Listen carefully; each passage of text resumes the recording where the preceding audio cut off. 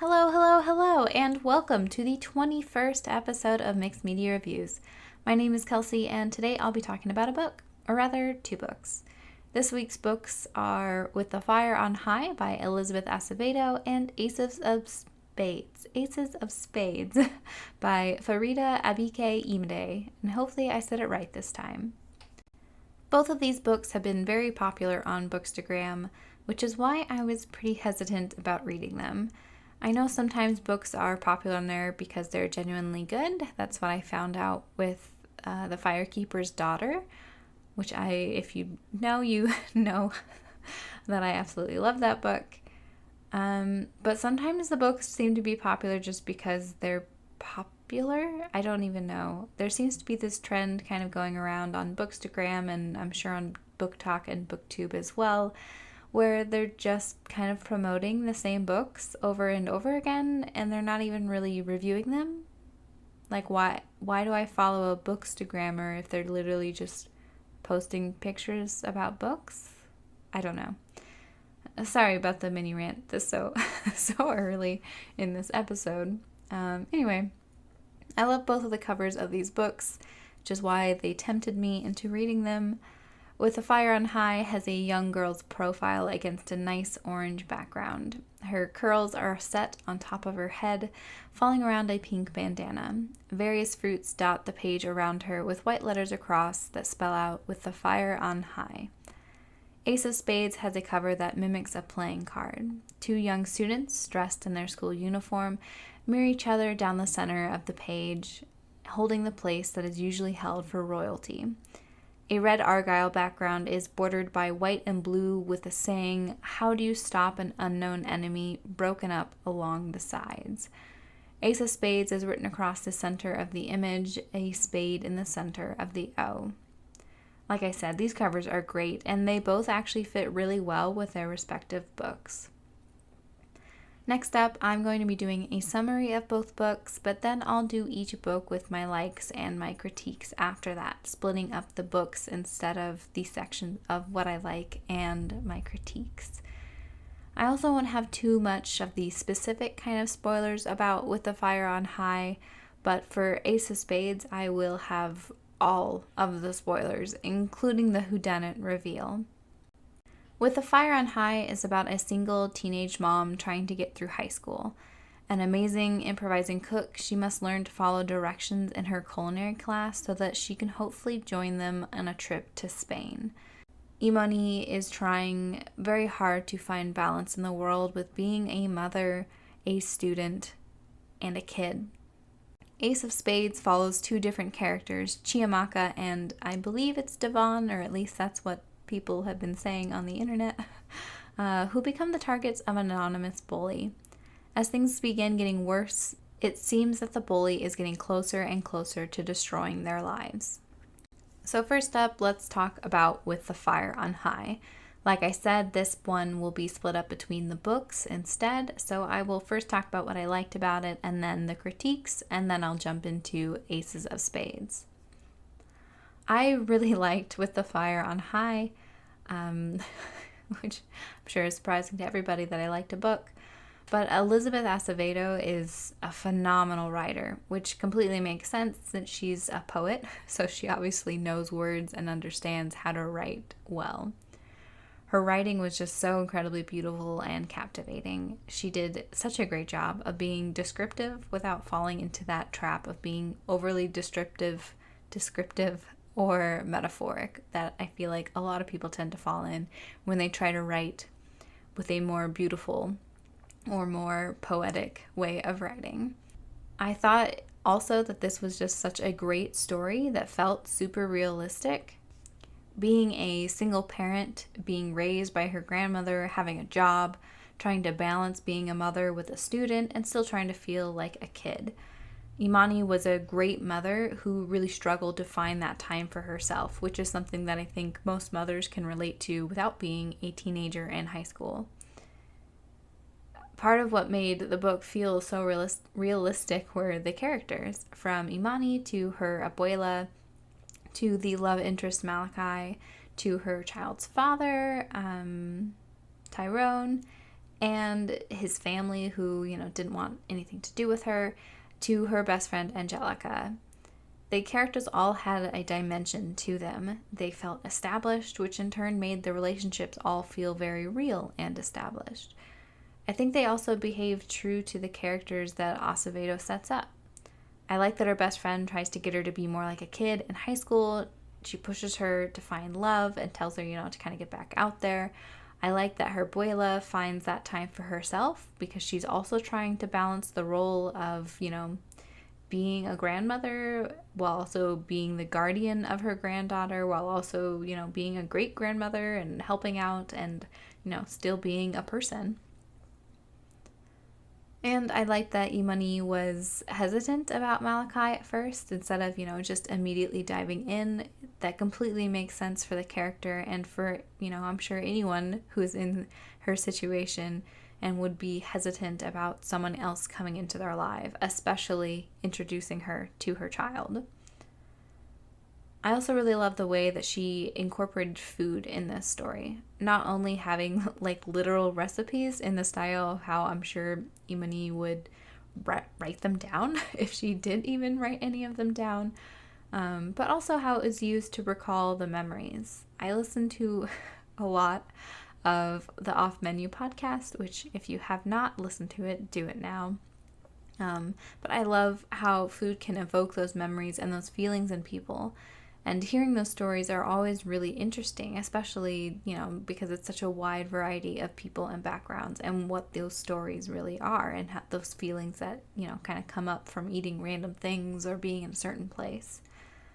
Acevedo really uses this in her story to add that extra layer of depth to the story, and it helps kind of reveal bits and pieces about the past along the way. It also maybe seemed like her food was literal magic, like it conjured memories. I wasn't sure if it was supposed to be legit magic or if maybe it was just how we recall memories from food in real life, but it definitely seemed more like it was magic. Especially because she said it didn't work on herself and how the one customer in Spain kind of acted when he ate the food and had those memories recalled. But I don't know. Either way, I did like that aspect of the story. As for critiques, I really only have, I guess you could say, two. The largest and probably most critical thing that I have to say for this book is just the chapter length in general. I understand that Acevedo's background is poetry, and I understand that she wrote this book in prose as well, but I still just couldn't get past how short these chapters were. At most, they were 3 pages long, and it just felt like it kept stopping and halting the story. Chapters are used in that way to stop the flow. They're used to finalize a scene or maybe to add drama or suspense to a situation. These chapters kept stopping the flow of the story, and it almost seemed to be used as a cheat, so you could go from one place in the story to the next, whether, physical or just the next moment in time, without actually having the detail of how he got from point A to point B. To me, the short chapters just did not work well. It felt more like a series of moments rather than a continuous story that I was reading, which was a real bummer because I really enjoyed this book so much. And it could easily have been a 5-star book for me, but those short chapters just really took me out. This may be more of a personal preference and how I read stories or how I view what a chapter is and does, but to me it was enough that I, every single time, I just hated it. The next item, like I said, isn't maybe a super critique, but the name of the book I also thought was maybe not the best name for the book. It doesn't flow very well with the fire on high, and having every other word be a capital letter makes it feel odd anytime I write it down or type it up, which is, I think, a really weird critique, and obviously probably even more so just a me thing than the actual critique that I have for this book. But I just thought for someone who is so good with words. It is kind of a stumbling of a title. All right, so Ace of Spades. Let's talk about Ace of Spades. This book was one of those ones that I liked it when I finished it, but then the more I thought about it, the more I questioned anything and everything about myself and the book. So let's start with what I still like about this book. I really liked the premise that there was some anonymous bully that was spreading the secrets of these two students. And I liked that they were texts being sent to the whole school, kind of, making it a more modern story. And I also liked that they were sent to the whole school except for the person that it was about. I liked that the secret society of, aces was, super intriguing and very realistic in some ways. I'll dive into that later. But I liked those aspects of it, the dark academia aspects and the secret society kind of a thing. Had a lot of potential. I also really liked Devon. He was an incredibly, incredibly sympathetic character. I felt so bad for him, and not just because of the stuff about aces, but he just seemed like a good kid who was just trying to survive in a world that did not really deal him a great hand. Get it? Because it's like aces of spades. Anyway, I think Devon worked really hard and tried his best, and I just wanted to give him a hug so many times in this story because, boy, was he living a rough life. I think the writing was fairly decent for a debut novel, especially a debut novel by an author who is still in college. The voices of each character probably could have been a bit better, a bit more distinct. But I think overall it was a fairly good job, and I did like the addition of the two perspectives switching between the two students being bullied. I think that gives us probably a better understanding and a more well-rounded view of the situation than if it was just told by one of the characters, or even in a way that didn't really give us an insight into their minds. So what about critiques? Well, I have plenty of those bad boys. The first, and they're all pretty bad. Here's one of them, I guess. Here's one critique. Chiamaka, she's a terrible character. Not only does she not have any character development throughout the whole book to make us finally start feeling, sympathetic towards her, she just starts out so bad that it's hard to root for her at all. Besides the basic, no one should ever go through what they're going through, and therefore I wish it wasn't happening to her kind of rooting. But she is not in any way a sympathetic character, nor does she ever become sympathetic. Her entire character is about how she thinks she is better than everyone, which of course we know because we're inside of her head, right? She has to get a boyfriend so she can prove that she's better than everyone and be this perfect person, and it's so annoying being in her thoughts. Her entire character is just that point and like nothing else. Even in the epilogue, she still just seems like that rich, spoiled kid who looks down on others. And I don't see why you'd make one of the characters that we're supposed to be rooting for so terrible to start with. In the beginning, I thought that the texts were going to be from the girl who brought her coffee because she treated her like crap. And I was like, yeah, that freaking makes sense. And it seemed that there were plenty of people at the school who would hate her for very valid reasons. And yet none of this was ever brought up or made into anything because none of that mattered. And it should have. It should have mattered that the character wasn't very likable, or make your character likable so that we root for them even more. It was also super weird that pretty much every single thing that was told about Chiamaka was a lie. But with Devon, it was all just facts. Also, Devon had so much more terrible things that he had to deal with versus Chiamaka, and she acted like they were going through the same thing. He was scared of finding out anyone. He was scared of anyone finding out that he was gay. He had to share a bed with his siblings because his mother couldn't afford, a larger house for them. His father was in prison. He had to sell drugs to help come up with money for the bills. Like, every single aspect of his life was terrible. He was bullied. He was beaten up because people had found out he was gay in his last school. Like, just everything was terrible. And Chiamaka's worst thing, which I admit is pretty terrible to think that you were in the car when, someone was killed with that car. But it wasn't even something that she did. And it turned out to be completely fake. Like I mentioned before, she was not a great person. So it seems like they could have shown a light on her own bullying, but instead they just made a bunch of stuff up and then spread that, while then comparing her to Vaughn, who was like, oh, he deals drugs and is gay. And those are the things that we're gonna just spread and like make him hate his life about? I don't know. One critique I heard that I myself couldn't put into words until I heard somebody else say it was that it seemed to highlight so many negative, like, black stereotypes.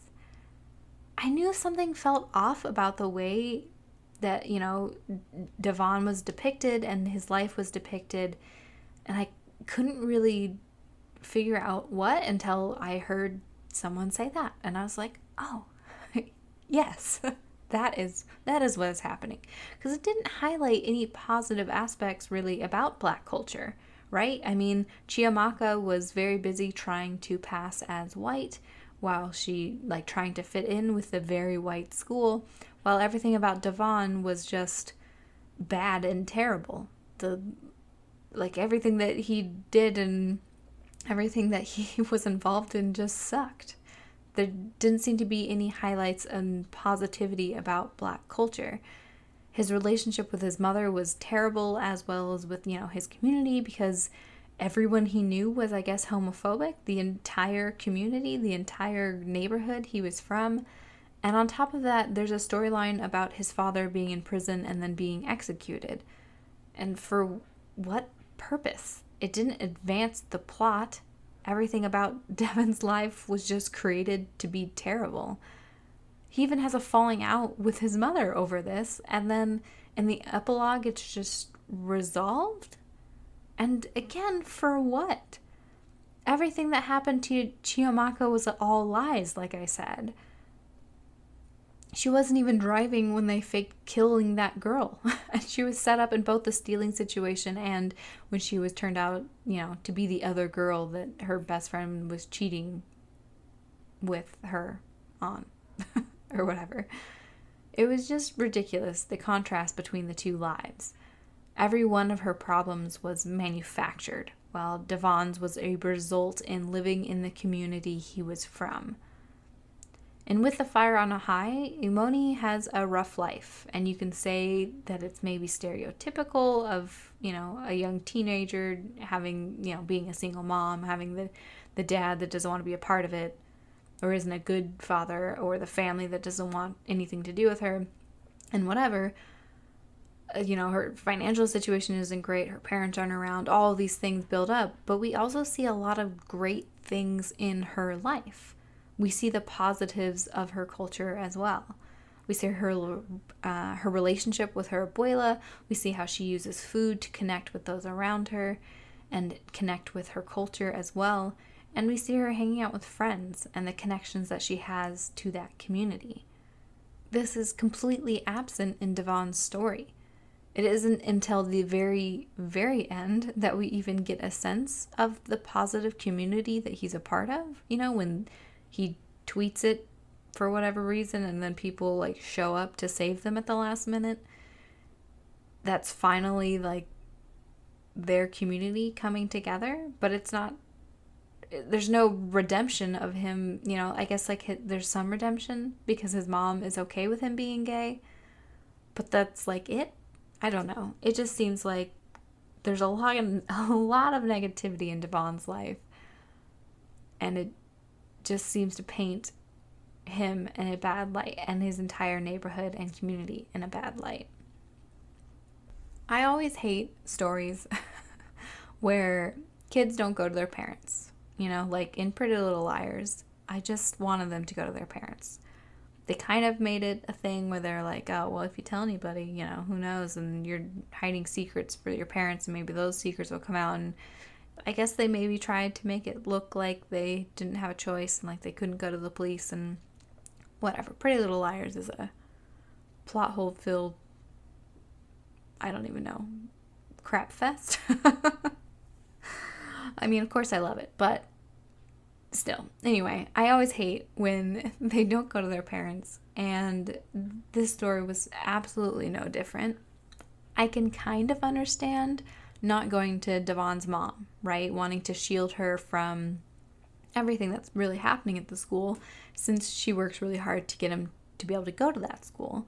And I can even understand Chiamaka's hesitation in telling her father, who is a white man, given that, he doesn't really seem to stand up for her and her mother to his family, who seems to be super racist, and he still goes and visits and I guess doesn't try to be like, hey, forget you guys if you're going to be jerks to my daughter and my wife. And I also can get that just because you're married to a black woman, that doesn't mean you actually understand what, being black means. Just because you are married to someone doesn't mean you understand their experience in their life. So I could see why maybe not wanting to go to her father, because still thinking he's not going to get it. That's probably pretty valid, actually. But why wouldn't they go to her mother? She would definitely understand, right? And she would have even more power or status than Devon's mother would have, so that she could actually bring something to the table to maybe fight against it. But they don't even mention her. They don't say like, oh, we kind of talked to her and she just dismissed it. Like maybe she's just dismissive of all of it or something. They just completely leave her out of it, but then decide to go to some random reporter who, of course, is also somehow involved with the secret society. So they trust a random stranger over her mother, I guess. And also, where were the parents after the school burns down? There's no parents, like, ever around. They just go to Terrell's with no mention of a parent calling, even though the school was on fire, and they just hang out. I don't know, whatever. But yeah, I didn't understand why they didn't go to her mom about it. Or even, explain. Again, if you just put in a line like, oh, this is why we can't go to the mom, I'm like, okay, so they really are on their own here, and they gotta try to figure out themselves. But they didn't. And they just didn't go to her mom for some reason. And that leads me, to my next critique, or at least the random reporter part of it does. This scheme was way, way, way too overarching. I like that the bully ended up being not one person, but, a bunch of people being part of a secret society, but it was way too involved. The entire school ended up being the secret society, right? At the end, they're in that gym or, event ballroom space, and literally everybody pulls out a mask to be a part of it. What? We know that the more people who are part of, a conspiracy, the less likely it is to stay secret, right? I mean, you can't hold a bunch of people to staying secret, and also when you run the risk of running into people that don't have those same values, and yet this society has been doing this for decades and apparently across the country. It just seemed ridiculous that no one ever made any connections, that it could possibly go on for so long. They only allowed in 2 black students every 10 years, and they were the only black people in an entirely white school.